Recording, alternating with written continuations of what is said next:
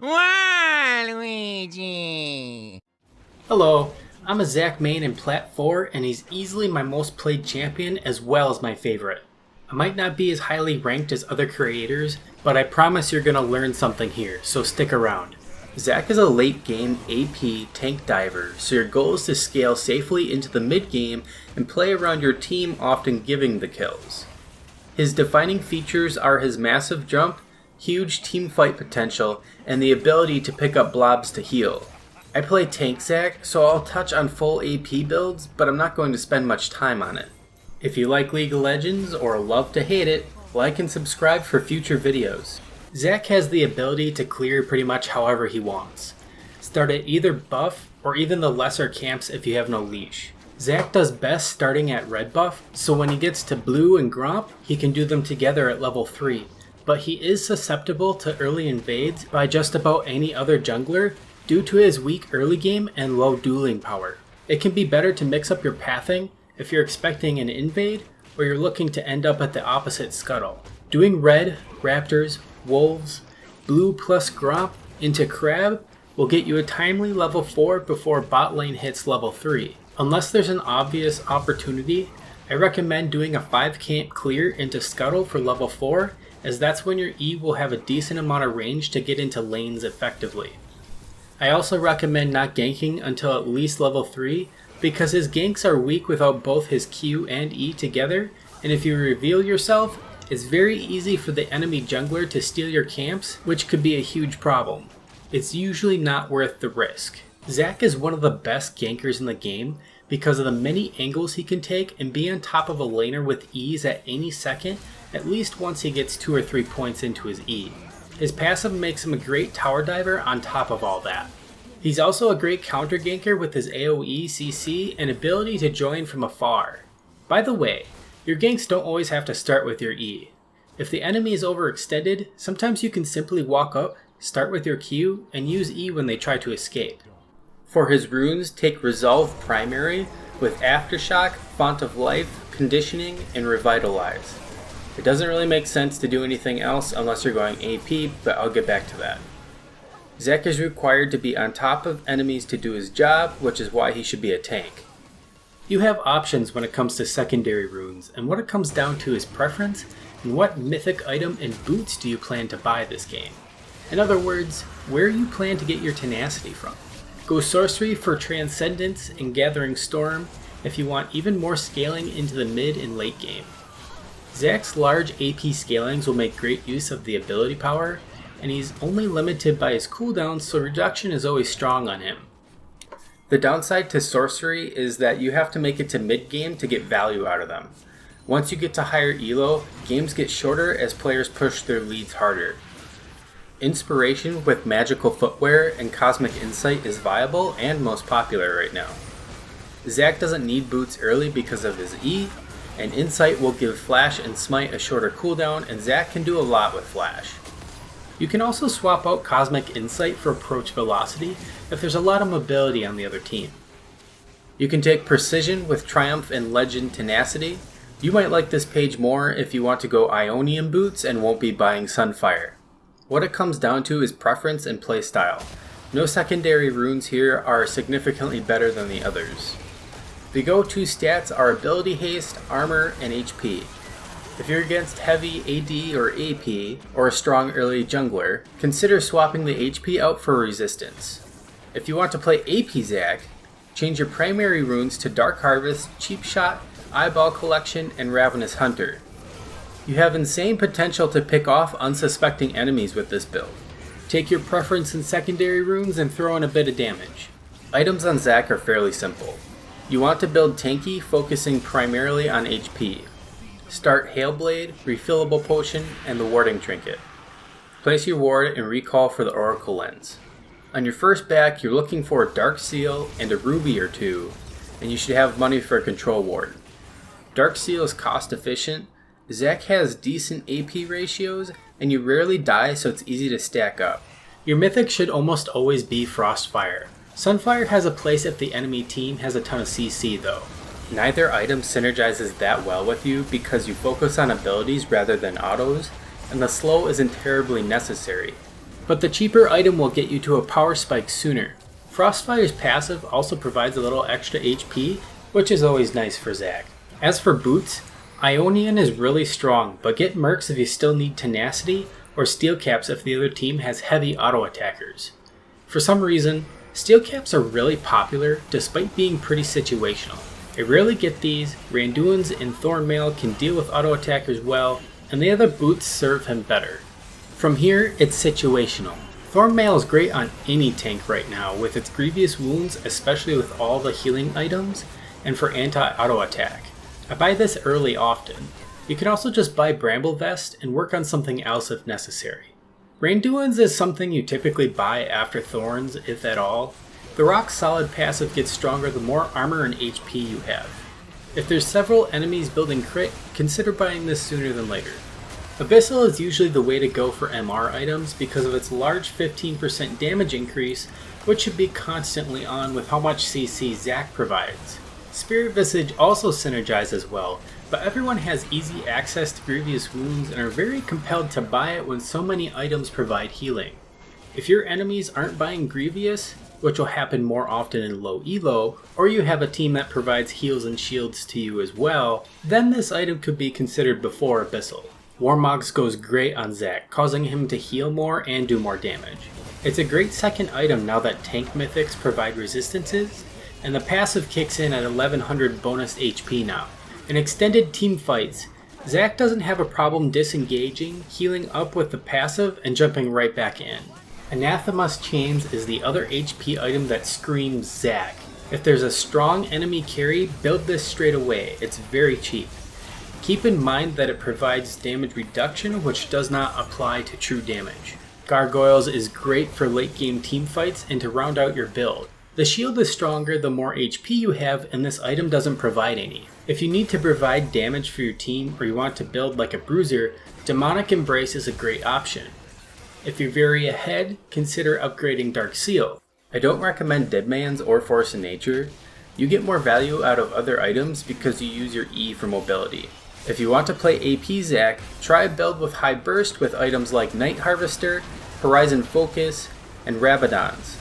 Demonic Embrace is good too. Let's finally get into what makes Zac so damn fun, his abilities. I'm only spending time on what you should do with his abilities, so if you want to know what they do specifically, visit LOL Wiki. Zac's passive makes him split into 4 parts on death which try to recombine to revive him. Bloblets can be smited or teleported to, which guarantees Zac's revival as the Bloblet can't be damaged. It's great for tower dives, baiting, team fights, or just a good old safety net. Sometimes it's a waste if you're caught alone though.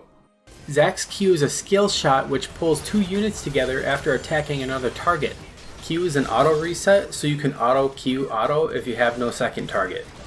If you slam 2 targets, you're guaranteed to be able to land your E, and you can ult them, which is a great way to start team fights from a short distance. His W deals area damage around Zac. It has a low cooldown and picking up blobs reduces it further, so basically spam this, there's not much strategy to it. It doesn't even interrupt your actions. Part of its damage is based on the enemy's max HP, so that helps you fight tanks. His E is his massive jump. It's an ambush into the enemy backline, it's an escape, it's a combo starter, it's wave clear, it's getting around the map, and it's a flank tool. It's Zac's bread and butter and can do a lot of things. This ability allows you to assassinate squishies hitting your towers even as a tank. People don't expect it. When Zac ults, he knocks away enemies near him and he bounces 3 more times after that, which will knock away enemies if they haven't been already. This is typically used as a follow-up to Q or E on 2 or more champions. It's a great get off me tool. I've timed it when a Yone or Warwick is ulting, which throws them off hard. You don't need to wait for a perfect moment to ult. It can be used simply to add CC and damage to secure a kill on a carry or as an escape tool. Keep in mind your ult will stay active if you get CC'd. Zac's combos are EQR from afar or QER if you're closer, then use W whenever it's up. You can also hit the first part of Q, E to another enemy, and then use the second part of Q. A 1-second E will guarantee Q, and a Q slam guarantees an E, and either one of those guarantees your ult. You can fit in an auto attack before you Q or ult if you got the double knock-up time on your E. You can also flash during the cast time of your ult to catch your opponents by surprise, or position yourself behind them to knock them back in the desired direction. Start WQE and max EWQ. Putting ranks into your E increases its range and decreases its cooldown significantly. And W is your high use farming tool. Now for some tips and tricks. Q's indicator is actually a little short, so it'll hit those at just the tip. Use Q1 on nearby camps to get extra damage and blobs. The circle indicator that appears when you're tethered to someone is the range that two targets will slam when pulled together for more CC and damage, not its tether range. Q's slam actually does AoE damage to anyone caught in the middle of it. Q2 can attach to anything you'd normally auto. This includes turrets, plants, wards, clones, and man-made units like Heimer's turrets. Q's tether reveals targets, making it a really great tool to simply keep track of a sneaky enemy. You can also check up on epic monsters from behind. W's range is about the same as Zack's autos, but its targeting is slightly different, so can sometimes miss at max auto range. W ghosts monsters, allowing you to move through them to pick up your blobs. Make sure to manage your blobs well when clearing to get the full effect of the W cooldown reduction. It's good to know where blobs will land. Normally they land nearby in any direction, but if there's a visible enemy champion nearby, they land in a contestable position. You can use E over the back of either Baron or Dragon Pit to do a drive-by smite steal. If you charge E for more than a second, the knock-up time goes from half a second to a full second. You can also immediately use the jump, making it difficult to react to. When you land, if enemies are in the middle of your landing, they'll get pushed to the outside of the ability so you can land your Q. Every so often I make the mistake of recentering my camera before I jump. If you do, you will pay a big price, because it's probably going to happen when you're under pressure. One of my favorite things to do with this champion is ambushing opponents at my tower. Jump from the Fog of War, land just behind them hitting all but one minion, slam them with Q into that one minion, then push them into your tower with ult. If you aimed your abilities well, minions should be dead and they should take 2 or 3 tower shots. You can smite the cannon minion if you need, or do it to your poor victim to slow them in tower range. They should always die if they have low mobility. The difference between a good Zack and a great Zack is knowing when to peel and when to engage, utilizing the Fog of War well, how well you can land your Q and E, and actively playing around your revival passive. Zack also has a few bugs worth mentioning, but what doesn't have bugs at this point, am I right?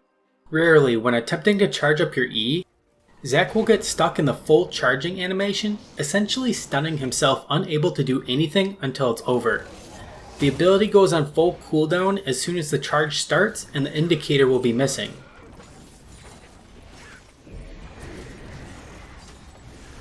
Zack's ultimate becomes available in mid-air if his Q1 was tethered and then jumps out of its range. The result looks pretty funky, and most of the time it's better to use it in a more calculated way, at least as a tank. Zack's Q2 won't work depending on what you auto. Instead of the slam, he'll just do an auto like normal. According to the Zack main subreddit, The Secret Weapon, Aloy's tentacles, Gangplank's barrels, Farsight wards, and certain traps cause this to happen. The subreddit also talks about the 4th bounce of Zack's ult, sometimes not dealing damage or knockback. I didn't notice it until I tested it 32 times and about 22% of the ults bugged, so this will likely happen at least once in each of your games. And Zack looks like he's running really fast from the enemy's perspective if you jump out from the Fog of War. This one's just funny and has been around a long time. Zack plays well with champions that have their own lockdown, so you can guarantee yours, as well as teamfight and pick-oriented playstyles. I especially like having Shen, Yasuo, and Morgana on my team. He plays well against immobile and squishy champions, and also low elo players because they don't ward or dodge his abilities. His counters involve champions that can reliably cancel his E during the charge or mid-flight, CC resistance, high mobility or untargetability, tank killers, and sometimes early game junglers. This sounds like a lot, but not many champions hard counter Zack. This is who you might want to worry about. I'm currently banning Xin Zhao because he's overtuned right now and can steamroll you and your team. And that's all for Zac. He's usually a good pick and doesn't really get boring with all that you can do with his abilities. If you have other questions or opinions, I'm more than happy to discuss in the comments. Thanks for watching and subscribe.